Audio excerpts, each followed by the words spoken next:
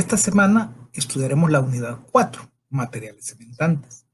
En el aula virtual, guías de clase, encuentran la unidad 4 y encontrarán la información para poder conocer, comprender y aplicar la tecnología de estos materiales, enfatizando un poco en los usos y limitaciones basados en las reacciones químicas que se producen internamente en estos materiales. Como igual que en las otras unidades de estudio, encuentran ustedes 4 bloques. Actividades de estudio, está la presentación del tema, material de apoyo del tema, de hecho la presentación es el resumen del material de apoyo.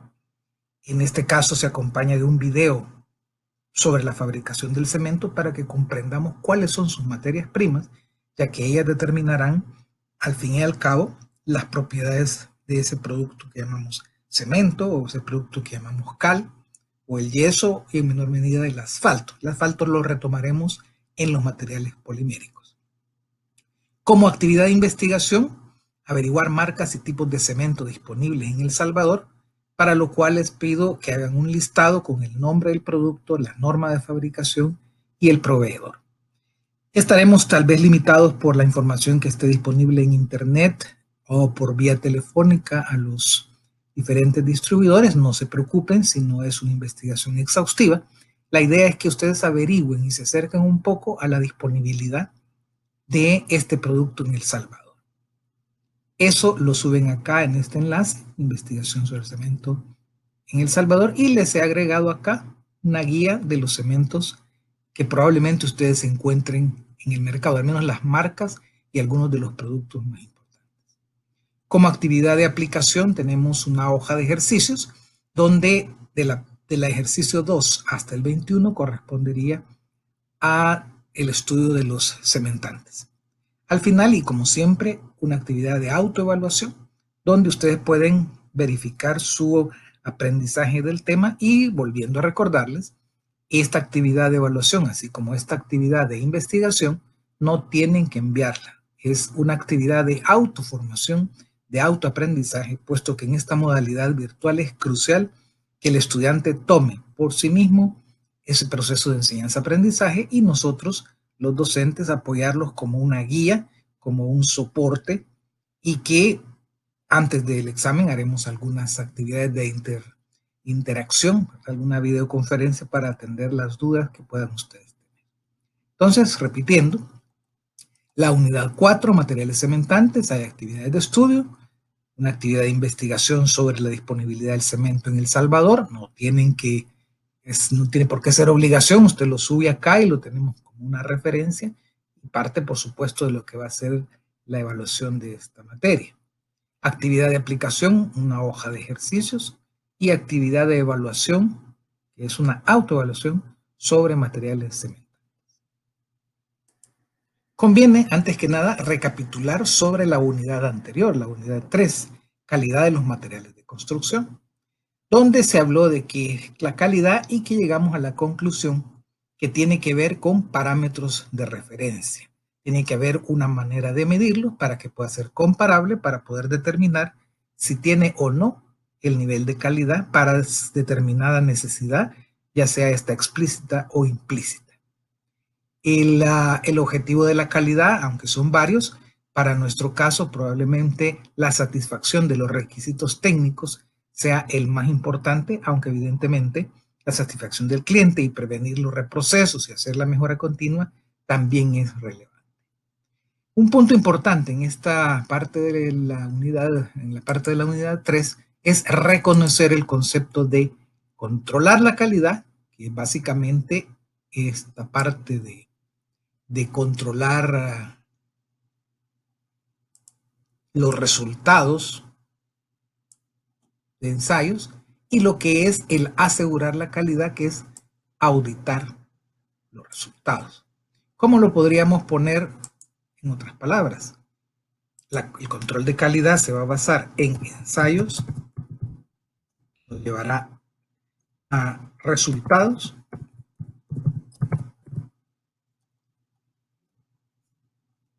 en los cuales vamos a emitir reportes con esos resultados, y del lado del aseguramiento de la calidad vendrá el análisis de resultados,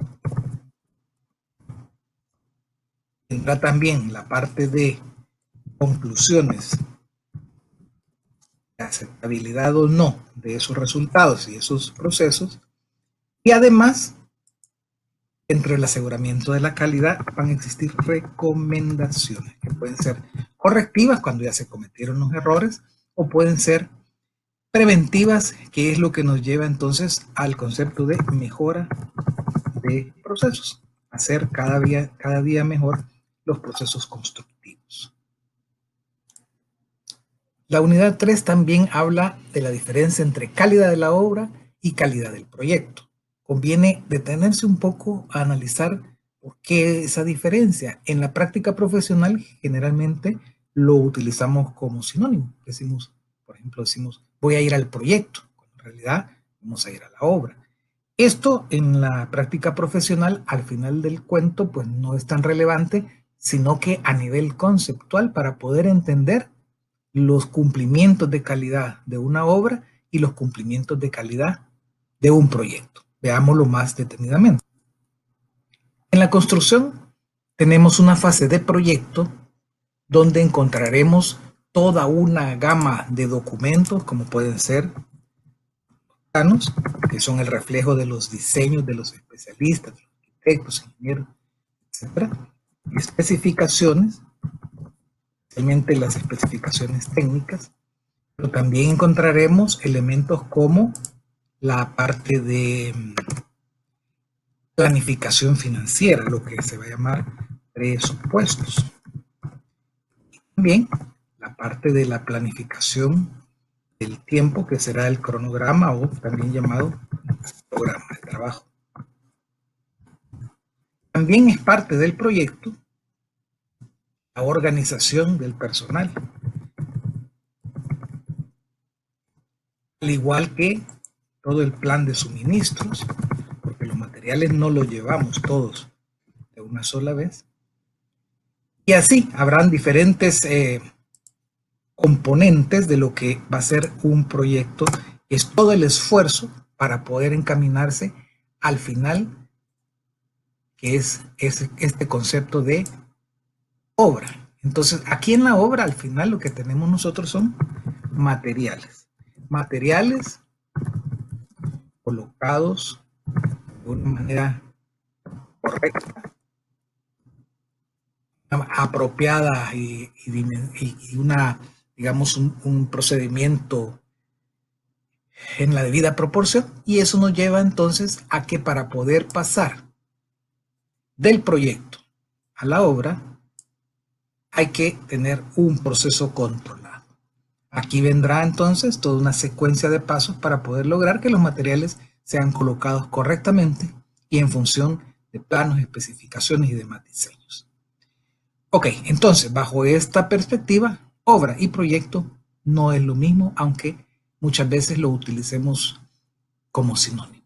En el caso de esta materia, no vamos a estudiar la parte de proyectos, no vamos a estudiar los procesos. El centro de atención de nuestra materia en este caso va a ser los materiales de construcción. Pero no pierdan de vista que de nada sirve tener materiales de calidad si son colocados incorrectamente, si el proceso constructivo no es el adecuado. Y por otro lado, de nada sirve que hagamos un buen proceso y una buena calidad de materiales, etcétera, si como empresa fracasamos en el proyecto. ¿Por qué? Porque un error en presupuestos, un error en programas, errores en los planos, etcétera, pueden significar que podamos llegar a tener pérdidas de dinero, pérdidas de calidad, pérdidas de tiempo. Entonces debemos comprender que la calidad como conjunto no solo depende de que los materiales cumplan con normas y ensayos. Tiene que ver con un buen proceso de diseño, arquitectónico, estructural, hidráulico, eléctrico, geotécnico, etcétera. Que la proveeduría de los materiales sea correcta, cumpliendo especificaciones técnicas. Que el proceso de construcción sea el correcto y adecuado, tomando en cuenta las limitaciones de los materiales. Que se tenga un adecuado proceso de inspección de los procesos constructivos para lograr verdaderamente tener calidad. Y concentrados entonces en lo que es la calidad de los materiales, la base van a ser los reglamentos técnicos y las normas técnicas.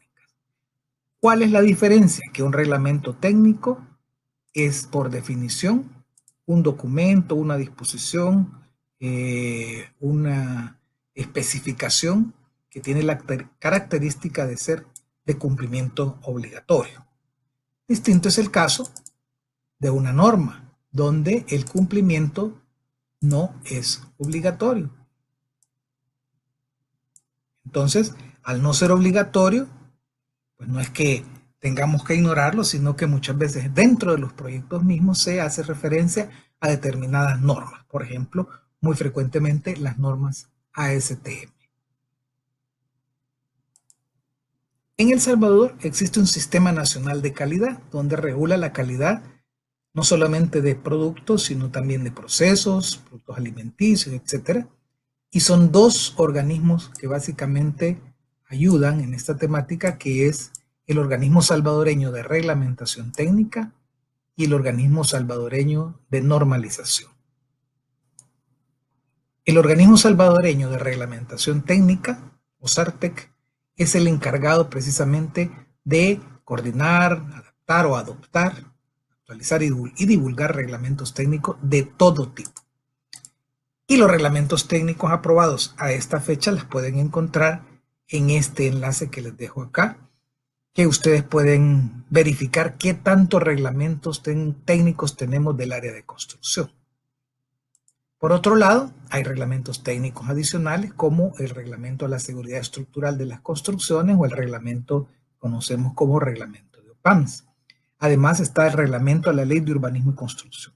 Lamentablemente esta ley es una ley bastante anticuada, data de los años 1950, ya necesita hacerse una actualización, pero por las razones propias de nuestro país, pues la actualización aún no se ha hecho.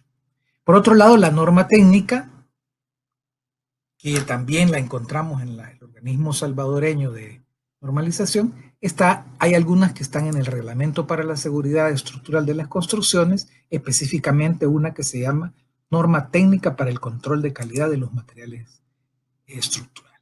Las normas técnicas aprobadas las encuentran en el sitio de la OSN y ahí podrían verificar cuáles y cuántas son de construcción.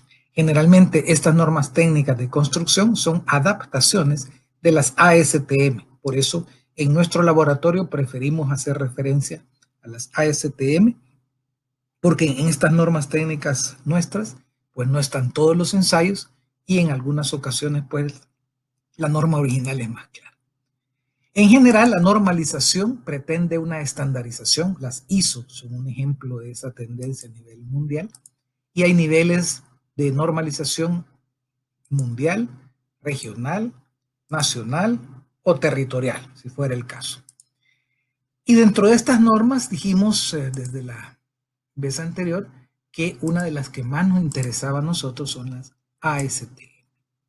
Lastimosamente no tenemos acceso remoto a toda esta normativa, pero una vez que puedan ustedes tener acceso a los servidores de la UCA, aprovechen a descargar todas las normas que puedan, porque cada PDF cuesta de 30 a 40 dólares en el sitio de las ASTM. Y dentro de todo el compendio de las normas ASTM, en este curso nos van a interesar las que corresponden a materiales cementicios, cerámica, concreto y mampostería, y más adelante a los materiales ferrosos. Teniendo entonces claro que es importante el control de calidad de los materiales, estudiemos los materiales cementantes, también conocidos como materiales aglomerantes. En primer lugar, la conceptualización. A veces es un poco irrelevante a la hora de la ejecución de obras, pero para poder nosotros entender estos materiales hay que distinguir conceptos diferentes. Tenemos el concepto de material adhesivo, que son los que pues, en sí son capaces de unir un material con otro o unirse entre sí, y tienen dos formas de generar esa adhesividad. por reacción física, se llaman aglomerantes, por ejemplo, por evaporación o enfriamiento, que sería el caso de las arcillas o el asfalto, y los conglomerantes, que son los que se producen el proceso de adhesividad a través de una reacción química. Estos entonces serán los materiales que llamaremos cementantes. Son aquellos que tienen un proceso que ya ustedes conocieron al hacer el estudio de sus ensayos de laboratorio, que es un proceso que se llama fraguado. El fraguado es ese cambio de características de la pasta, y la pasta es el concepto de unir cemento con agua, que permite que tenga una consistencia hasta adquirir las propiedades ya de un sólido. Veamos, por ejemplo, la figura que aparece en esta diapositiva. Aquí estamos viendo la clásica colocación de concreto a través de un equipo de bombeo, operado en este caso por 3 obreros, y aquí ven ustedes que va saliendo un chorro, un lanzamiento del material que es el concreto, que ya será la unión de cemento, arena y grava, pero lo que quiero ilustrar es que este material, una vez se va produciendo ese proceso de fraguado, se va endurando hasta lograr la consistencia que se desee. Ese proceso de endurecimiento se puede identificar en 2 grandes categorías. Un proceso que se produce por presencia del aire, serían los conglomerantes aéreos, y otros que se producen en presencia del agua, que serían los hidráulicos, como la cal o el cemento. Y en este esquema se muestra cómo en la historia se ha venido desarrollando el uso de estos materiales. Es decir, que desde principios de la humanidad se usaban las arcillas, los asfaltos naturales, productos como lo que sería un yeso, las arcillas, el yeso, la cal mezclada con un material que llamaremos puzzolana, que lo hablaremos posteriormente. Los romanos fueron los primeros en hacer una combinación de lo que hoy podría ser un cemento, que da la pauta entonces a lo que ahora conocemos como los cementos hidráulicos y cementos artificiales que utilizamos ya en los tiempos modernos. De hecho, los primeros productos que podríamos identificar como concretos o morteros se hacían a base de una mezcla de arena, cal y puzzolana, en el caso de la antigua Roma, pero también hay evidencias en la América precolombina de utilizar algas calcinadas, de las cuales salía el calcio. Es decir, vean cómo la cal, que no es más que óxido de calcio, como lo veíamos en una unidad anterior, tiene su origen o su materia prima en el calcio. El calcio va a ser muy importante en toda la tecnología del cemento. Y dentro de la tecnología del cemento, desde los tiempos de los romanos, aparece este concepto de puzzolana. Se define como un material silicio o aluminosilicio que por sí solo posee poco o ningún valor cementante, pero cuando se divide finamente en presencia de agua, reacciona químicamente y comienza a producir una propiedad cementante, comienza a endurar. Estos fueron de los primeros materiales usados para formar cemento, y vamos a ver que la industria cementicia actual sigue utilizando la puzzolana como una materia prima importante. Si quieren visualizar fácilmente una puzzolana, piensen en una piedra pómez. Ese es quizá el ejemplo más sencillo y fácil de visualizar de este concepto llamado puzzolana. Comencemos entonces con estas definiciones básicas para este curso. Cemento hidráulico. Leamos esta cita textual de la norma mexicana que dice que es un material inorgánico finamente pulverizado que al agregarle agua tiene la propiedad de fraguar y endurecer, incluso bajo el agua, en virtud de reacciones químicas durante la hidratación, y que una vez endurecido conserva su resistencia y estabilidad. Veamos punto a punto los conceptos que van apareciendo acá. Material inorgánico, sí, porque proviene básicamente de piedras. Pulverizado. La pulverización es crucial para lograr el efecto de endurecimiento. reacciona con el agua. Ya ustedes lo vieron en los primeros ensayos de laboratorio cuando sacaron la consistencia normal del cemento, que el inicio de la reacción química es en presencia de agua. Y eso hace que se produzca este proceso de fraguado y endurecimiento a largo plazo. Ahora, cuando dice que incluso bajo el agua es para ciertos tipos de cemento, no todos los cementos pues, funcionan así, porque si le echan mucha agua, al final pues no va a tener la reacción adecuada. Y luego dice en virtud de reacciones químicas. Eso implica que, aunque a algunos de ustedes no les gusta la química, tendremos que comprender las reacciones químicas del cemento para poder comprender cómo funciona y cuál es su limitación y sus ventajas. Y luego aparece otro concepto que es la hidratación. La hidratación no va a ser más que ese proceso en el cual este elemento que se llama agua comienza a unirse con las partículas de cemento de la materia prima llamada cemento, y entonces la presencia de esa hidratación es la que comienza a darle un endurecimiento y una adecuada resistencia y estabilidad. Una vez se produce esa hidratación, se genera entonces un calor de hidratación que es el producto de la reacción exotérmica que se está dando internamente y que ustedes lo pudieron visualizar en el ensayo de contenido de humedad. Evidentemente, cementos hay muchos. La clasificación esencial es cemento natural, cemento artificial. Y el artificial no es más que la calcinación de piedras, una combinación de piedra caliza, arcilla y otros compuestos químicos que los vamos a hablar, que de acuerdo a una determinada proporción producen entonces un producto que luego lo usamos en la construcción. Aquí en esta diapositiva he puesto nada más por nostalgia lo que un día fue el cemento de El Salvador, se llamaba cemento César. Actualmente esto ya no lo encuentran en el mercado, encontraremos otras opciones. Dentro de los cementos artificiales, el cemento que probablemente sea el más conocido por su nombre es el cemento Portland. Este cemento es un cemento artificial patentado en 1824, es decir, ya hace mucho tiempo, ya la patente evidentemente ya venció, y que este señor Joseph Aspin le puso el nombre por referencia a un lugar del Reino Unido llamado Portland. Como pudo haberle puesto Aspin, pudo haberle puesto Joseph, pudo haberle puesto England, al final este señor decidió patentarlo con el nombre de cemento Portland. Y desde entonces tenemos toda una normativa alrededor de este cemento que lo vamos a estudiar en un par de minutos.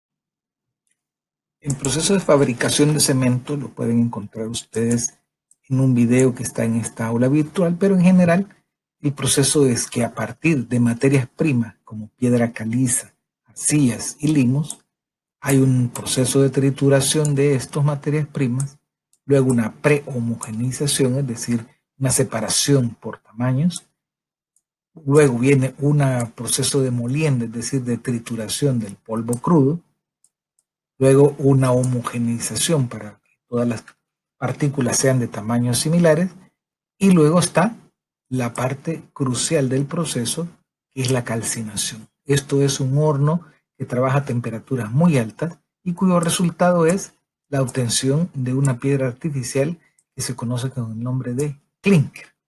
Ese clinker posteriormente es molido, se le agregan otras adiciones minerales y luego se empaca ya para el despacho.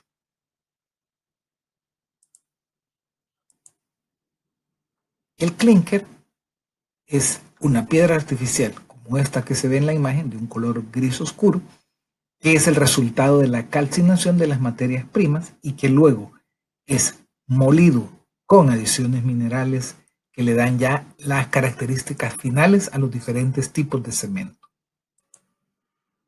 Y esos tipos de cemento los podemos ver en esta diapositiva, donde nos va a interesar estudiar lo que es el cemento Portland, que está fabricado bajo la norma ASTM C 150, los cementos hidráulicos, norma 1157, los cementos Portland mezclados, que es la 595, y los cementos de mampostería, que es la C91. Adicionalmente, hay otros cementos como cementos especiales, cementos expansivos o el Portland blanco, que está fabricado bajo la misma norma C150. Si lo vemos de manera esquemática, el proceso, tendríamos inicialmente las materias primas, básicamente arcilla y caliza y otras cosas. A través de un calentamiento hasta altísimas temperaturas se obtiene el clínker.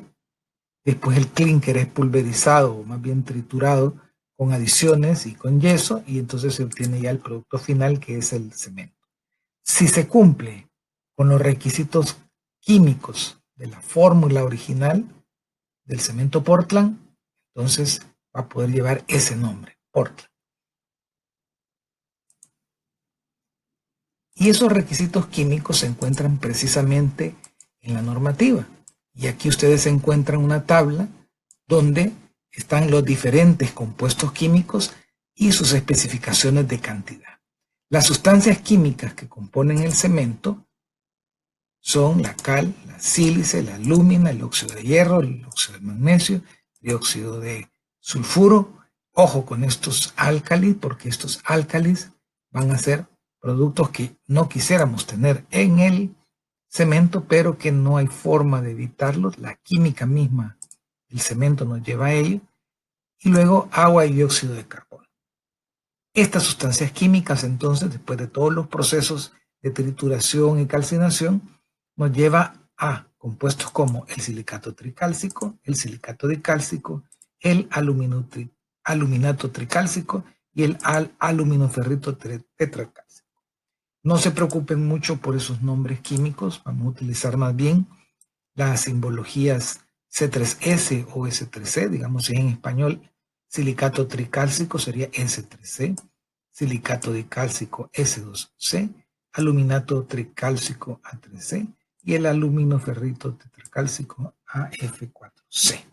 Importante entonces ver que la presencia de estos álcalis, que son óxido de potasio y de sodio, tienen en la normativa C150 unos valores máximos que no deberían de excederse, porque estos son compuestos muy delicados para la calidad misma del cemento y son inevitables porque precipitan dentro del mismo proceso químico con que se fabrica esta materia prima.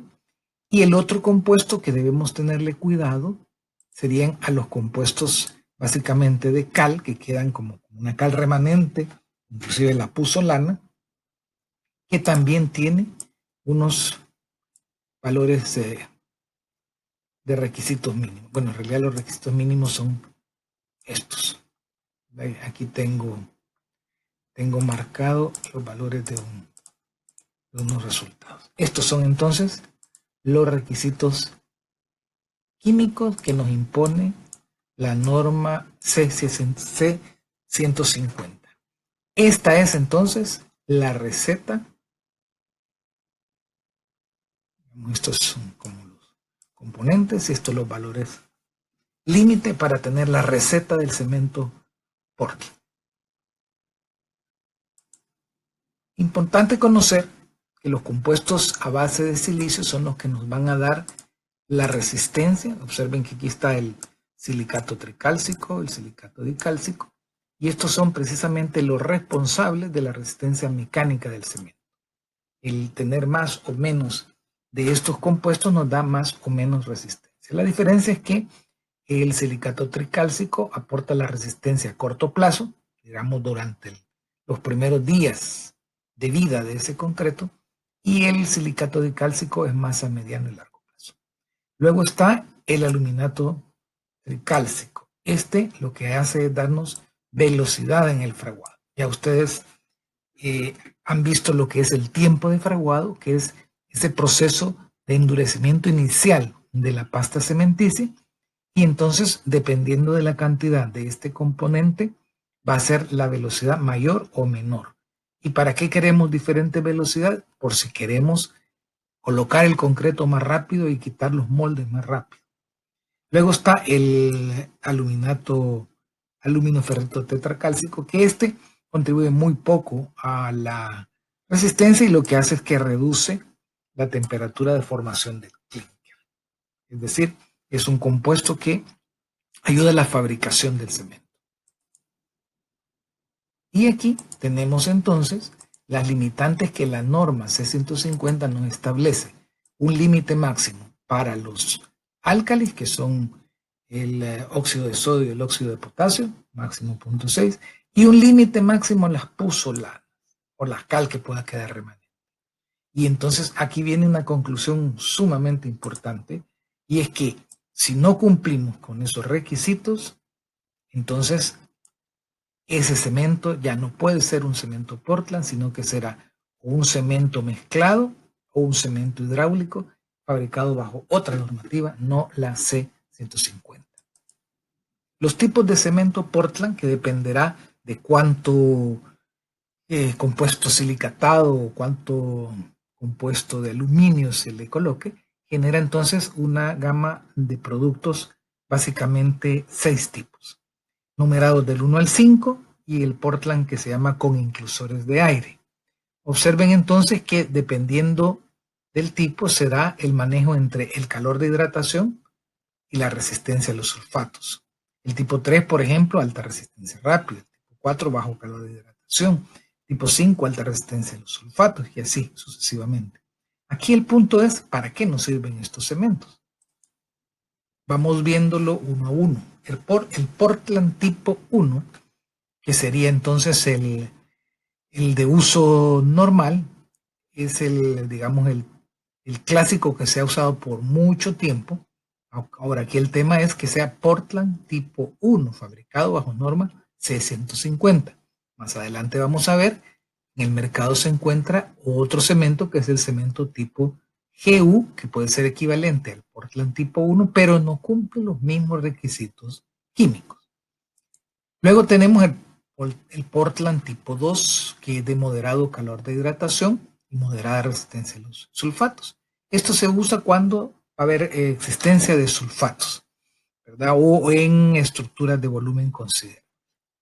El tipo 3, de endurecimiento rápido, proporciona entonces una reacción más rápida, y lo que hace entonces es que nos permite quitar los moldes que se usan para construir el concreto, quitarlos más rápidamente. Ya ustedes saben que el concreto va a ser la mezcla de cemento, arena y grava, y el cemento es el que va a dar el proceso de endurecimiento. Si tenemos un cemento que endurece más rápido, pues vamos a tener la facilidad de quitar todos los moldes que le dan la forma al concreto, podemos quitarlos más rápido. El Portland tipo 4, de bajo calor de hidratación, se usa en estructuras masivas, por ejemplo, en presas hidroeléctricas, que necesitamos tener una cantidad, o más bien que se genera una cantidad de calor de hidratación muy alta, e inclusive en vez de agua se utiliza hielo para poderlo manejar. Entonces, este es muy adecuado para ese tipo de construcción. Y el tipo 5, de alta resistencia a los sulfatos, se emplea cuando hay condiciones severas de intemperismo, como en el caso de construcciones a la orilla del mar, o cuando van a haber sulfatos con altas concentraciones, como en una central geotérmica, que son las ilustraciones que tenemos acá. Los tipos 1A, 2A y 3A son concretos con inclusores de aire, que son utilizados cuando se dan condiciones de congelación y deshielo. Probablemente en El Salvador solo pueda darse en el piso de un cuarto frío, por ejemplo. Pero en países templados, pues este sí resulta ser un problema. Entonces el inclusor de aire lo que hace es hacer que se generen burbujas dentro del concreto, y cuando el agua se congela, pues se congela dentro de las burbujas y no genera un empuje interno al concreto endurece. Ahora bien, a partir de la C150, una vez que utilizamos más del 5% de puzolana, entramos a lo que se llaman los Portland mezclados. Y esto es entonces la norma 595, ASTM C595. Y aquí también aparecen diferentes tipos de Portland mezclados. También pueden ser que en vez de una puzolana, que es lo único que hace es bajar el costo de fabricación del cemento, puede ser que se se utilicen escorias de alto horno, o también se puede usar una combinación de escoria con cal. Entonces así van saliendo los diferentes tipos. El tipo 1S, Portland de escoria de alto horno. Tipo 1SM, Portland de escoria modificado. Y el tipo S es cemento de escoria para uso en combinación con cemento Portland y cal.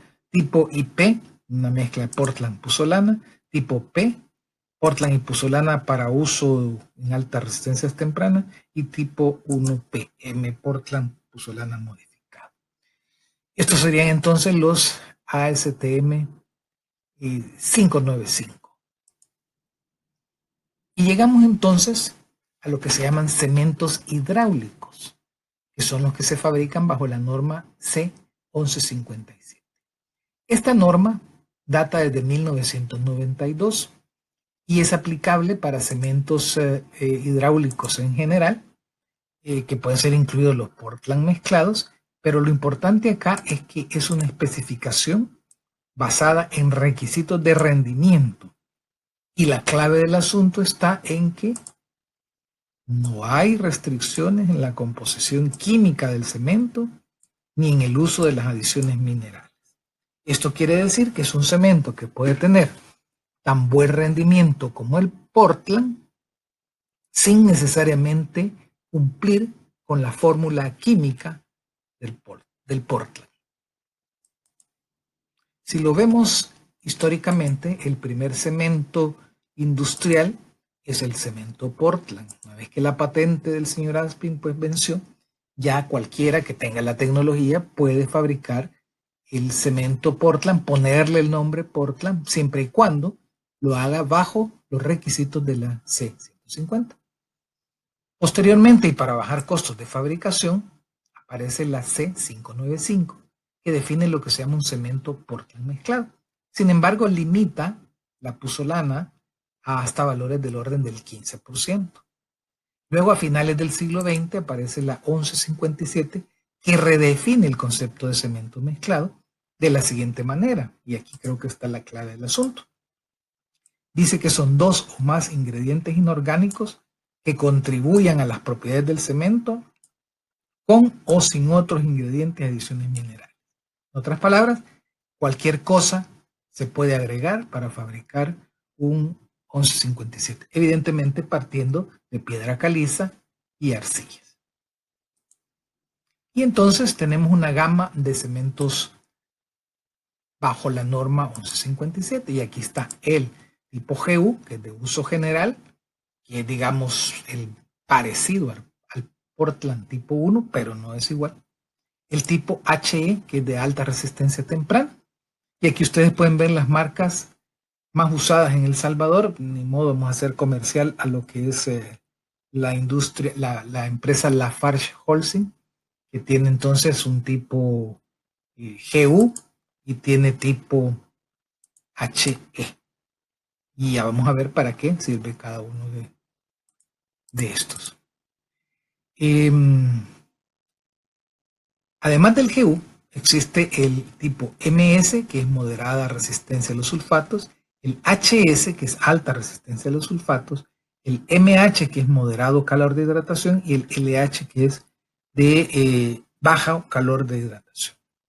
En nuestro medio, Holcim, o Lafarge Holcim, perdón, fabrican el cemento marino ARS. ARS significa alta resistencia a los sulfatos. Eso significa que se puede utilizar, por ejemplo, en ambientes marinos. Por otra parte, existen cementos especiales para mampostería y mortero, que son mezclas de cemento hidráulico con plastificantes, por ejemplo, caliza o cal hidratada, que sirven para pegamento a ladrillo o hacer acabados. Las normativas que lo rigen son la C91 para lo que se llaman cementos de mampostería o albañilería, y la C1329, que son cementos de mortero. Básicamente en nuestro país encontramos los cementos de albañilería. Y lo encontramos bajo la denominación de del nombre Cuscatlán. Entonces este es un cemento utilizado para morteros de la construcción, para hacer acabados, para hacer pegamento de ladrillos, donde no va a haber un requerimiento estructural importante. El cemento de mortero es más bien utilizado en cementos ya con requerimientos especiales, de acuerdo a tipos como son los N, S y M, que es una normativa que posteriormente veremos en la parte de morteros. Importante, para que podamos comprender qué implica todo lo que hemos hablado anteriormente, es decir, los tipos de cemento, los compuestos que lo tienen y los usos a los cuales se limitan, necesitamos conocer la reacción química del cemento para comprender esas limitaciones y potencialidades de los diferentes tipos de cemento. Cuando se inicia el amasado, es decir, cuando le ponemos agua al cemento, como cuando se hace el ensayo de consistencia normal, comienza a producirse una hidratación de los compuestos no silicatados, es decir, los que llevan aluminio, los que llevan hierro. Ven aquí A3C, es aluminato tricálcico, y AF4C, el aluminoferrito tetracálcico. No necesitamos aprendernos el nombre de memoria, pero de tanto oírlos puede ser que se les quede. Entonces, esta reacción forma un gel que envuelve los granos de cemento. Posteriormente a esa formación del gel viene un endurecimiento, que ya depende de la hidratación de los compuestos silicatados, es decir, el S3C, ¿ustedes se acuerdan? S, silicato, 3, tri, C, cálcico. S2C, S de silicato, 2 de di, y C, cálcico, silicato, dicálcico. Entonces, estos son los que empiezan a hacer ya la fuerza. La reacción química del cemento podemos expresarla de esta manera. Compuestos silicatados, es decir, el C3S y el C2S, unidos con agua, que es el proceso de hidratación, nos da como resultado el gel de silicato de calcio, que es el que poco a poco va a ir endureciendo, pero también se produce hidróxido de calcio, CaOH2, que no es ni más ni menos que la cal apagada. Este producto es importante entenderlo que originalmente, digamos, en su condición inicial, en las edades tempranas de la pasta de cemento endurecida, nos va a ayudar a la protección de la corrosión de cualquier pieza de acero que vaya dentro de un concreto.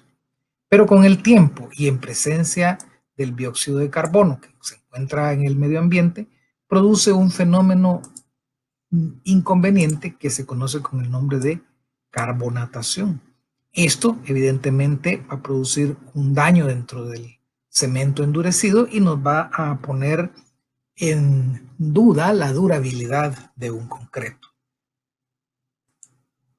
Visto gráficamente, podemos visualizar inicialmente una partícula de cemento, en este caso modelada como una esfera sólida, que una vez que comienza la hidratación, comienzan entonces a formarse unas especies de espigas de material endurecido, las cuales van aumentando hasta el punto en el cual tenemos prácticamente toda la partícula de cemento en proceso de hidratación y luego endurecimiento, de manera que forma esta microestructura sumamente compleja que no responde a las leyes de una microestructura cúbica como sería el acero, pero que nos va a determinar en mucho las propiedades mismas del cemento y sobre todo del concreto una vez que mezclemos arena y grava con este cemento.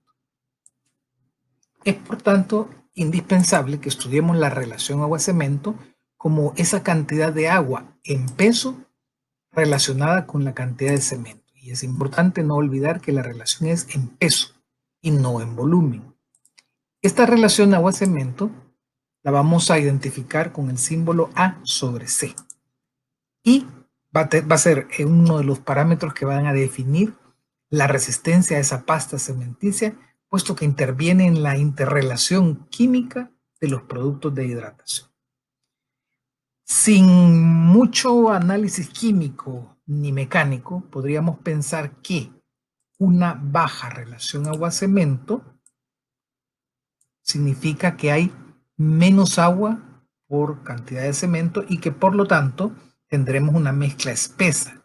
Y es predecible que una mezcla más espesa nos dé una mayor resistencia que una mezcla menos espesa donde tengamos una alta relación agua-cemento. Pero veamos más en detalle, de manera más científica, cómo es la influencia de la relación agua-cemento en la resistencia. Y veámoslo primero gráficamente. En esta ilustración tenemos una escala de tiempo, un tiempo t igual 0, luego algunos minutos, pensemos 30 minutos a lo mejor, luego un tiempo en horas, piensen por ejemplo unas 10 horas, y luego el tiempo en días. De hecho, este proceso de endurecimiento lo vamos a dividir en tiempos de fraguado inicial, que es en el orden de minutos, 30 a 45 minutos, luego un tiempo de fraguado final, que es un orden de magnitud de horas, a lo mejor 10 horas, y luego ya el proceso de endurecimiento a largo plazo. Vean que si tenemos una alta relación agua-cemento, habrá más agua con relación al cemento, las partículas de cemento estarán más separadas que si tenemos una baja relación agua-cemento. Aquí podemos ver que las partículas están más cerca. A medida que pasa el tiempo, las partículas van generando esas microestructuras puntiagudas, pero siempre en la relación agua-cemento alta, las partículas de cemento están más separadas que en la relación agua-cemento baja. E igual, al ir pasando el tiempo, veremos que al generarse toda la matriz microestructural a base de estas especies de espigas de cemento endurecido, pues en la relación agua-cemento alta están más separadas que en la relación agua-cemento baja y por lo tanto acá en esta imagen tendríamos una mayor capacidad de resistencia mecánica porque las partículas están más cerca y más entrelazadas. Si lo vemos ahora matemáticamente, a partir de muchas pruebas, o sea, resultados empíricos, utilizando básicamente cementos Portland tipo 1, y ojo con esta limitación. Esta expresión que vamos a ver a continuación es una expresión válida para cementos Portland tipo 1. Esta expresión empírica está en kilos sobre centímetro cuadrado. Y en esa expresión empírica, la X es la relación agua-cemento. Observen entonces que este valor que hemos determinado como F'C, F'C en minúscula, la he dejado en mayúscula, es una resistencia a la compresión del concreto a los 28 días. Y esa resistencia la podemos graficar de tal manera que obtendríamos una ecuación exponencial donde a mayor relación agua-cemento, menor resistencia.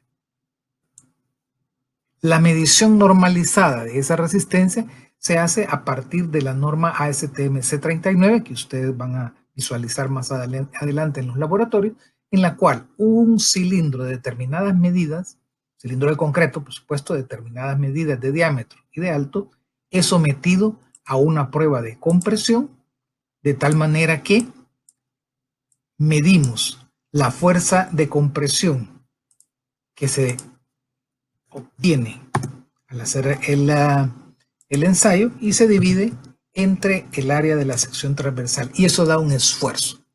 Si ese esfuerzo se está midiendo a los 28 días y está este cilindro fabricado de acuerdo a la normativa, a ese valor le llamamos F'C.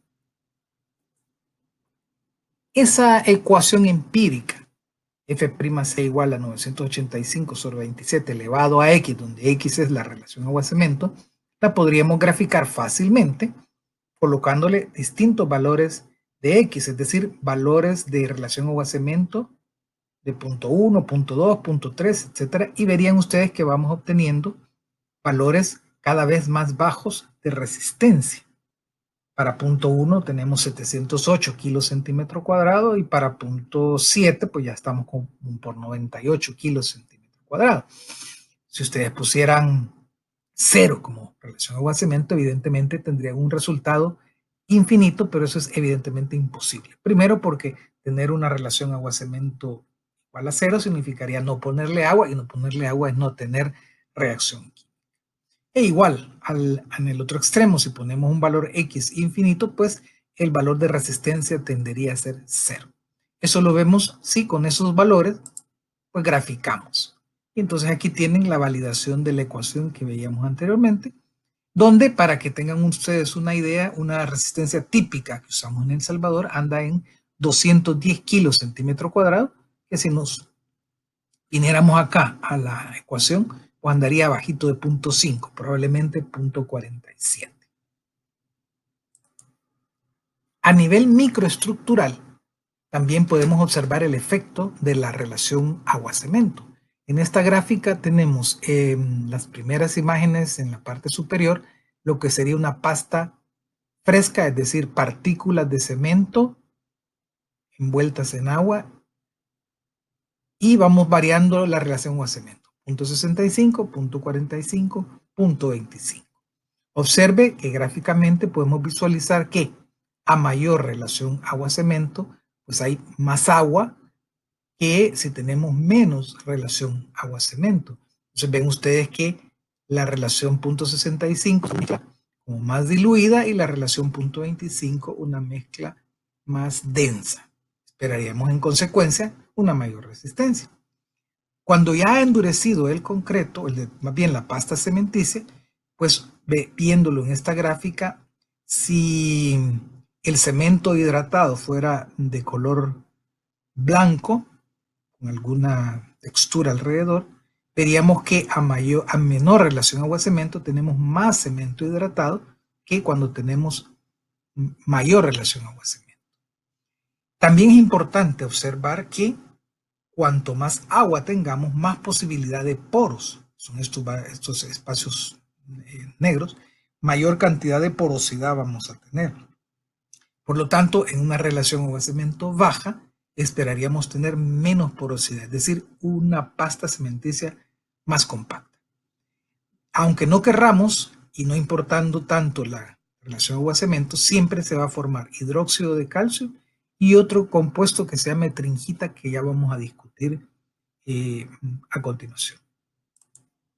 A nivel microestructural, decíamos hace un rato que el cemento no forma microestructuras cúbicas, ni hexagonales, ni rómbicas, sino que son microestructuras puntiagudas, muy poco predecibles, y que si se miran en el microscopio electrónico se vería algo así. A la izquierda, lo que estaría el cemento en un 30% de hidratación, y a la derecha, con un 76% de hidratación. A nivel microscópico, también podemos ver cómo son esas microestructuras de gel de sílice, esos compuestos silicatados en proceso de hidratación. Observe que no tienen una forma geométrica que podamos predecir. Y eso entonces hace que sea muy compleja la reacción química del cemento durante su proceso de endurecimiento y que luego nos va a dar ciertos problemas, sobre todo en la durabilidad. Analicemos esta gráfica que, aunque es un poquito compleja químicamente, debemos tener la capacidad de interpretarla desde la ingeniería civil. Si hacemos una gráfica tiempo, cantidad, no importa de qué unidades estemos hablando, podemos visualizar cómo se van formando los compuestos químicos que hemos mencionado. Primero, la porosidad, vea usted que va disminuyendo en función del tiempo. Esto es lógico porque al principio el agua pues generará también la presencia de más espacios vacíos y por lo tanto estos van a ir disminuyendo en la medida que el cemento va endureciendo. Los compuestos silicatados, tanto el silicato tricálcico como el silicato dicálcico, inicialmente son muy pocos, todo en la fase inicial, y luego de cierto tiempo, ya en lo que vamos a llamar el fraguado final, comienza a crecer la cantidad de compuestos silicatados. Recuerden que estos van a ser los que nos van a dar la resistencia del cemento. A la par, pero más abajo, se van formando los compuestos a base de aluminatos. Y de manera inevitable también se va formando el hidróxido de calcio o cal hidratada. Se recuerdan, este compuesto nos ayuda a la protección del acero de refuerzo dentro de un concreto reforzado, pero con el tiempo este hidróxido de calcio puede reaccionar con el dióxido de carbono del medio ambiente y entonces nos va a producir la carbonatación, Es una especie de desintegración interna de la pasta cementita. También no podemos evitar que se forme un compuesto llamado etringita o estringita y un compuestos que son monosulfatos. La estringita, si ustedes ven al principio casi que no se forma, luego hay un periodo en que sube su formación y luego tiende a disminuirse. Pero en la medida que la estringita o etringita disminuye, se va precipitando en monosulfatos. Estos dos compuestos, pues quisiéramos no tenerlos, al igual que los álcalis, que aquí no están graficados porque son cantidades muy pequeñas, porque son perjudiciales a la pasta cementicia. Pero es inevitable su formación porque resultan de la reacción de los compuestos aluminosos del clínker con el yeso. Y podríamos decir, bueno, no le pongamos yeso al cemento, pero es que el yeso es necesario para el control del fraguado. Por lo tanto, son componentes químicos que van a existir, no quisiéramos que estuvieran, pero que de alguna manera nos van a afectar en la calidad misma de los cementos endurecidos y por consiguiente los morteros y concretos que vamos a estudiar en la unidad 5. También acá pueden ver ustedes que hay una fase que, aunque aquí en la gráfica en inglés habla de inactividad, para nosotros va a ser el fraguado inicial, que dura minutos. Ya ustedes en el laboratorio virtual han visto lo que es el tiempo de fraguado.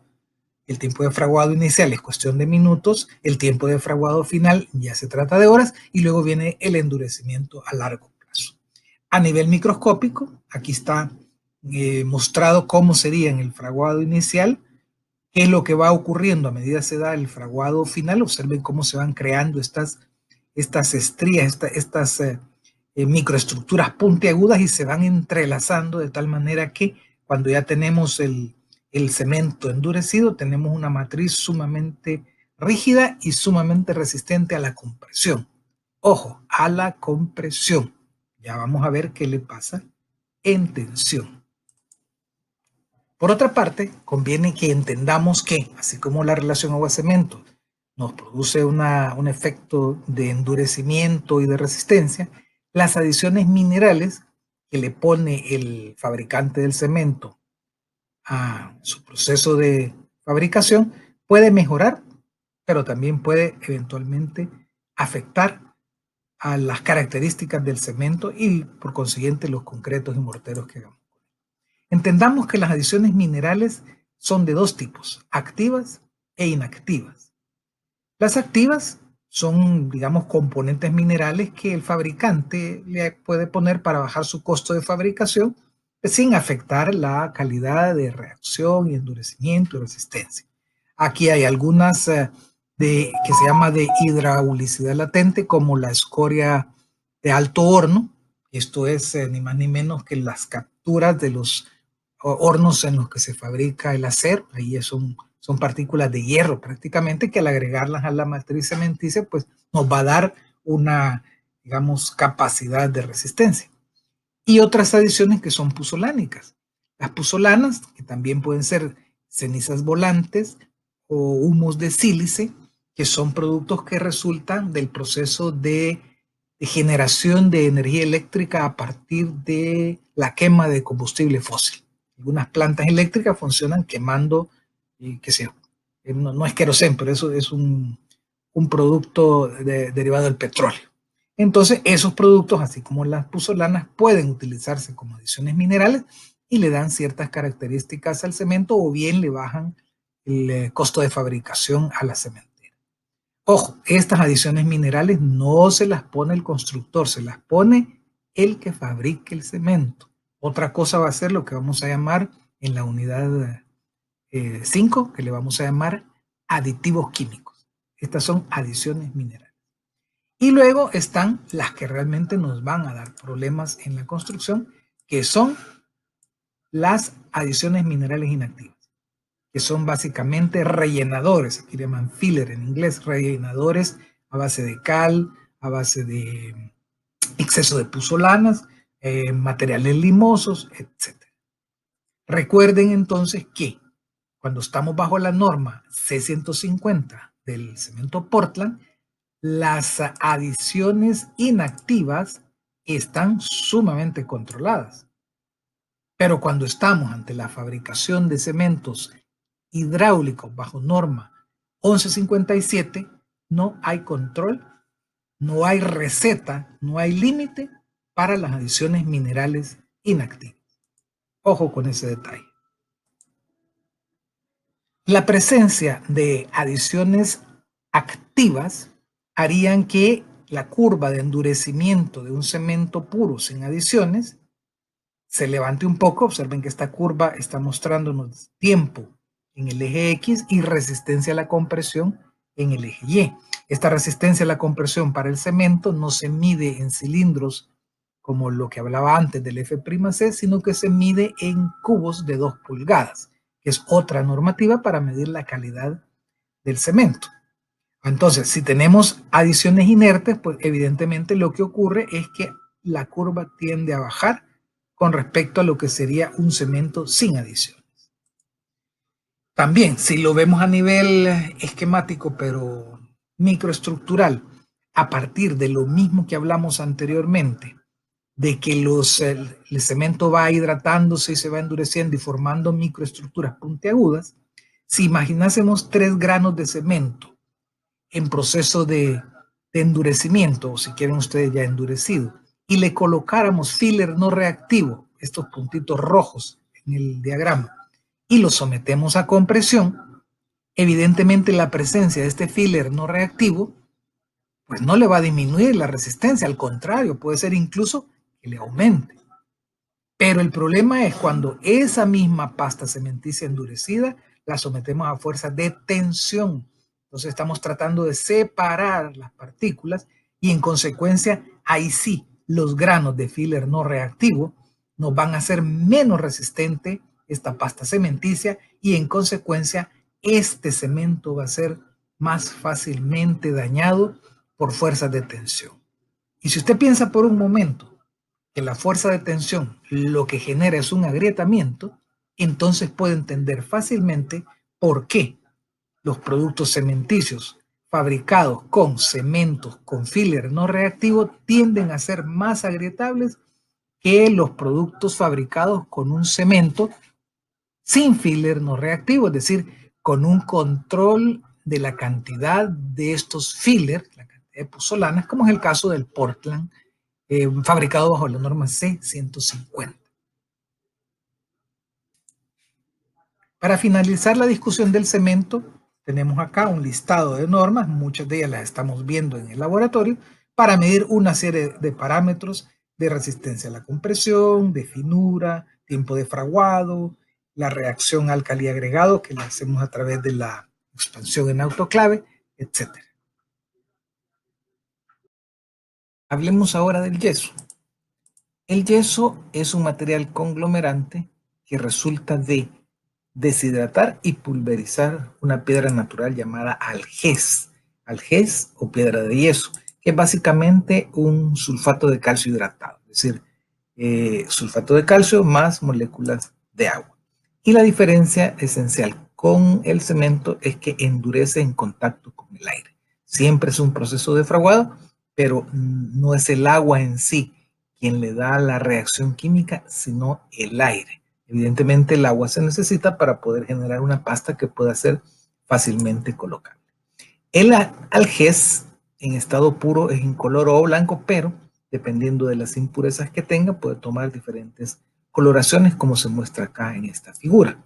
La microestructura del yeso no es cúbica, sino que es más bien monocíclica, monoclínica. Tal como lo ven ustedes, la diferencia con la cúbica es que el ángulo que lo forma es diferente de 90 grados. Y también se encuentra formando prismas y pirámides. Es decir, es un sistema muy diferente al de los aceros que estudiamos en fundamentos de ciencia de los materiales, pero tampoco es tan compleja y tan enredada como es la microestructura del cemento. Podríamos hacer fórmulas para poder calcular densidades teóricas y factores de empaquetamiento, pero creemos que es suficiente lo que hemos estudiado para el acero y en este caso pues no se va a considerar ejercicios de microestructuras de yeso siguiendo estas formas monoclínicas. La composición química del algés es 46% de óxido de azufre, 32% de óxido de calcio y agua. Si ven entonces, los compuestos, los elementos químicos son azufre, oxígeno, calcio e hidrógeno. Después de extraerse la piedra algés de la naturaleza, se calienta en hornos giratorios y se pulveriza. Si lo vemos más detenidamente en esta figura, podemos ver cómo es el proceso de fabricación del yeso. El yeso original en la naturaleza, que decíamos hace un rato, es un sulfato de calcio con 2 moléculas de agua, o sea, bihidratado. Si a este material lo sometemos a un proceso de cocción de 130 a 160 grados centígrados, obtenemos un tipo de yeso que se llama yeso de París, que es básicamente el mismo sulfato de calcio, pero si ustedes observan acá, estamos hablando de media molécula de agua en vez de las 2 que teníamos originalmente. Por eso es que se le llama un yeso hemihidrato o semihidratado, porque ha perdido parte del agua. Si la cocción en el horno es a una temperatura mayor, son 160 grados, llegamos a un yeso que ha perdido completamente el agua y es entonces un sulfato de calcio sin agua. A eso se le llama entonces yeso anhidrito o sin agua. Podríamos seguir hablando de la parte química del yeso, pero en realidad nos interesa más conocer cuáles son los usos que le podemos dar dependiendo de los tipos de yeso que se van produciendo. Entonces, de la primera deshidratación del algés se obtiene este yeso semihidratado, de los cuales se pueden obtener 3 clases: yeso negro, yeso blanco y escayola. Ya vamos a ver para qué puede servir, sobre todo en la industria de la construcción. Y si se sigue el otro proceso a una cocción más elevada, se obtienen los yesos anhidros, que a su vez se dividen en anhidrita soluble, anhidrita insoluble, yeso hidráulico y yeso alúmbrico. Estos ya son yesos de mayor desempeño. En algunos casos se utilizan en procesos industriales y en la construcción hay uno que nos va a interesar y que vamos a discutir dentro de un momento. Las propiedades del yeso: un excelente aislamiento térmico. Absorción acústica no es tan buena, pero comparada con otros materiales, pues podríamos decir que es regular. Sin embargo, tiene un problema, que tiene una gran facilidad de absorber la humedad del medio ambiente. Piense en este momento, uno de los productos que más usamos en El Salvador a partir del yeso son unos paneles que se llaman tabla roca, también conocidos como tabla yeso, en inglés gypsum board, y que son utilizados para hacer divisiones internas. Estos paneles, si se colocan en el ambiente exterior, no van a resistir la humedad y por lo tanto se van a dañar. He aquí un ejemplo de por qué es tan importante que conozcamos las propiedades de los materiales para poder saber cuándo sí y cuándo no. También el yeso evita la propagación del fuego. No llega a ser un excelente cortafuego como el asbesto, pero digamos que puede ayudar entonces a retardar los efectos de un incendio, por ejemplo. Veamos entonces los usos. Y ven acá en estas ilustraciones lo que acabo de mencionar anteriormente, que es el uso del yeso como paneles en los cuales se van colocando piezas de diferentes tamaños y formas y se van uniendo a través de una pasta que también tiene ciertas propiedades de flexibilidad, lleva una cinta elastomérica y luego esta pasta que también es un compuesto a base de yeso, y entonces se logran formas bastante flexibles en las cuales se pueden dar figuras arquitectónicas y lograr una textura muy suave, que es una de las propiedades que tiene precisamente el yeso. Entonces, en la construcción, el yeso negro, que en realidad es de color gris, se puede usar para hacer morteros de yeso. ¿A qué le vamos a llamar mortero? A la mezcla de arena con un material conglomerante. Cuando el conglomerante es un cemento hidráulico, pues será un mortero cementicio. En este caso, si es yeso, pues será un mortero de yeso. En El Salvador no solemos utilizar mucho estos morteros de yeso, pero en algunos países cercanos sí se utilizan. Luego están los yesos blancos, con los cuales también se pueden hacer morteros de yeso, estucos para acabados más finos, las placas de yeso laminado, que son precisamente las que hablábamos hace un rato, que tienen el nombre de tabla roca, tabla yeso. Conceptualmente las llamaremos placas de yeso laminado, y aquí están los nombres con los cuales se puede encontrar en el mercado. Luego tenemos un tipo de yeso que es la escayola. Básicamente la escayola es la que usan los ortopedas cuando se tiene una fractura de un hueso, cuando decimos que se ha enyesado, que se lleva una pierna o un brazo, pues lo que han usado es escayola. La escayola sirve en construcción para molduras y decoraciones, algunas de ellas ya prefabricadas y que son muy livianas y relativamente baratas. Luego, de los yesos, los anteriores son yesos semihidratados. Con el yeso anhidro, es decir, el que ya lleva la cocción alta, se obtiene un yeso que realmente tiene una función ya más estructural, conocido como cemento de yeso, y tiene un nombre comercial, por decirlo así, que es el yeso Quines. Al igual que el Portland, pues son nombres que en algún momento se le dieron a estos productos. Las normas relativas al yeso les quedan acá, C22, C28, C471, C473, porque al igual que el cemento y al igual que todos los materiales de construcción, debemos tener una normativa que nos determine cuáles son las propiedades y cuáles son los requerimientos para poder utilizar un producto de calidad. También dentro de los conglomerantes, además del cemento y el yeso, está la cal. La cal se origina del óxido de calcio y se obtiene de la calcilación de la piedra caliza, que es básicamente un carbonato de calcio. Aquí tienen una imagen de lo que sería una piedra caliza, la pueden encontrar en El Salvador, en la zona de Metapán, y acá la microestructural, donde no es exactamente ni cúbica simple, ni centrada en el cuerpo, ni centrada en la cara. ¿Por qué? Porque son dos elementos químicos, el calcio y el oxígeno. Algunos de ellos toman las posiciones de los vértices y otros se colocan en medio de cada una de ellas. Entonces, esta sería una figura que pudiéramos deducir su medida del parámetro del látice, ¿verdad? Porque podemos ver geométricamente la relación con los radios.